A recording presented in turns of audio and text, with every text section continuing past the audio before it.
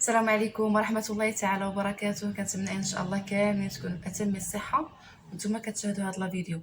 اليوم الفيديو ديالنا اللي غادي نتكلم لكم فيه والموضوع هو ديال السعال الجاف بالنسبة للكبار وكذلك بالنسبة للصغار، يعني الكحبة ناشفة.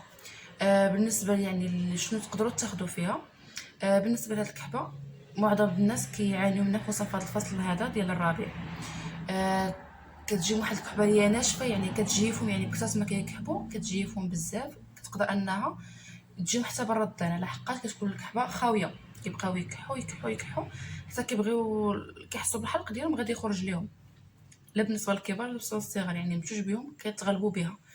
يعني الموضوع اللي غنتكلم لكم عليه اليوم واللي غادي نفيدكم بانكم تاخذوه باش يعالجكم هذا المشكل هو ابيكسول سيرو. ابيكسول سيرو كاين ابيكسول اديت ابيكسول اونفو، يعني كاين سيرو ديال لي زونفو ديال الوليدات الصغار فوق عامين، وكذلك كاين حتى ديال الناس الكبار من 15 عام للفوق. بالنسبه لابيكسول سيرو الصراحه زوين بزاف وانا كنصح به، يعني اي واحد كيجي عندي زوين. اللي كيحتوي عليه هاد ابيكسول هو اصلا هو مكمل غذائي ماشي دواء، هو مكمل غذائي كيحتوي على بروبوليس وكذلك لا فيتامين سي اسيغولا. هادوك ثلاثه اللي كيحتوي عليهم. بروبوليس هذاك المصنع ديال النحل زوين بزاف، وكذلك ديال يعني النحل هو العسل بزوج بهم، يعني النحل كيكون هو العسل، يعني هادوك معنى واحد. زوينين بزاف لهذا المشكل ديال الكحه، يعني كتاخديه على حسابي انها غتولي على خير، غير ما خاصش تكون شي حاجه يعني عندك الحساسيه هو اللي كيخلي ديك الكحبه عندك فصل الرابع، يعني يكون اصلا انت كتعاني من مشكل الحساسيه. يعني ملي كيدخل هذا الفصل كتبقى تجيك الكحه بزاف، هادشي هو اللي ما خاصوش يكون. اما بالنسبه لك كان عندك السعال يعني كان ضربك البرد، غتاخدي هاد ابيكسول. بالنسبه للحلق الا كان عندك فيه الكحبه ولا كنتي كتحسي به ناشف بزاف ولا كتحسي به مجروح ولا كذلك كتحسي بان عندك البحه في الصوت ديالك، يعني ملي كتكلمي ما كتقدريش تهضري، كتحسي بواحد الصوت ديالك يعني بحال ولات فيه واحد البحه، يعني ولا غريب شويه، يعني كيكون الحلق ديالك مرض لك. هذيك الساعه كتقدري انك تاخدي هاد الابيكسول، يعني فعال ليهم زوين بزاف، يعني من عندي انا زوين بزاف لهاد المشاكل كامله اللي قلت عليكم، ديال جراحه الحلق، ديال النشوفيه اللي كتكون في الحلق ديالكم، ديال البحه الصوت، كذلك ديال الكحه ناشفه، يعني كتكون عندكم ديال الكحه ناشفه بزاف حتى كتجرح لكم الصدر ديالكم. هذا بالنسبه للكبار وبالنسبه للصغار.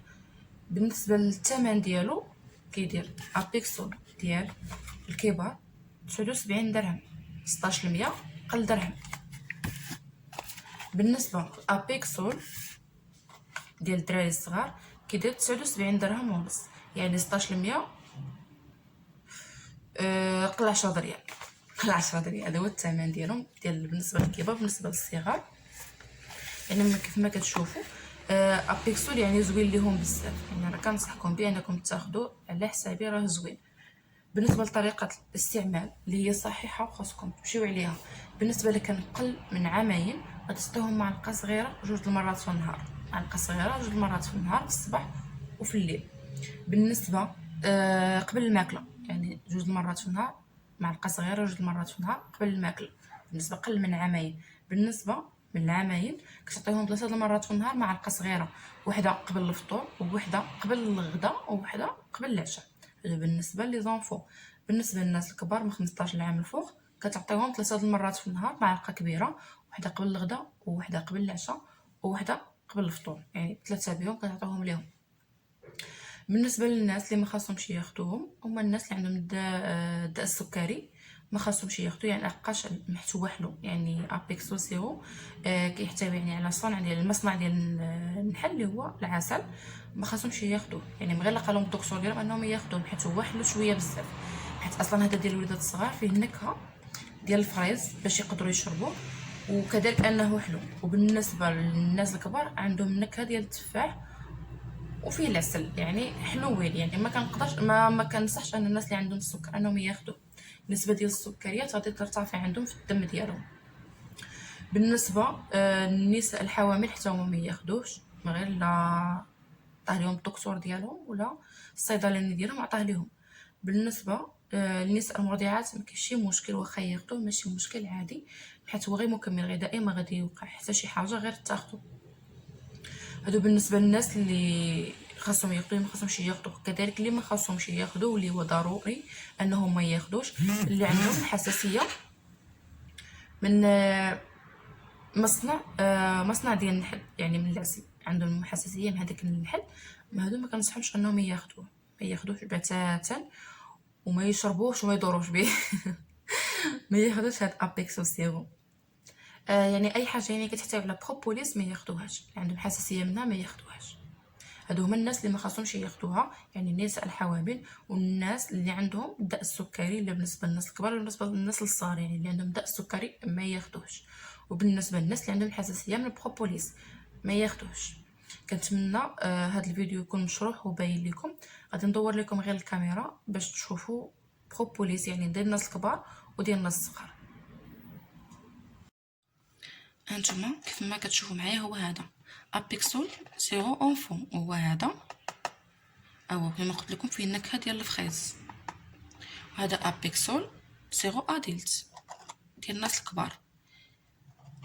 بالنسبه للناس يعني اللي بغاو ياخذوه، يعني يشوفوا شي صوره عليه باش ياخذوه، هو هذا كما قلت لكم، يعني كيحتوي على فيتامين سي. فيتامين سي معروف زوين بزاف، كيقوي المناعه، وفيه البروبوليس، وكذلك فيه اسيغولا. هادو كاملين مزيانين.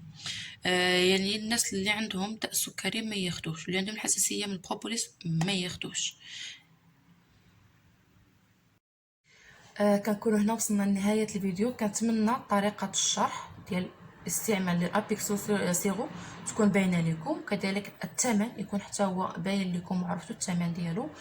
ما تنسونيش كذلك بالاشتراك وبالدعم وبارطاج مع الاصدقاء ديالكم وبالتعاليق الزوينه. الى اللقاء، نلتقي ان شاء الله في الفيديو المقبل.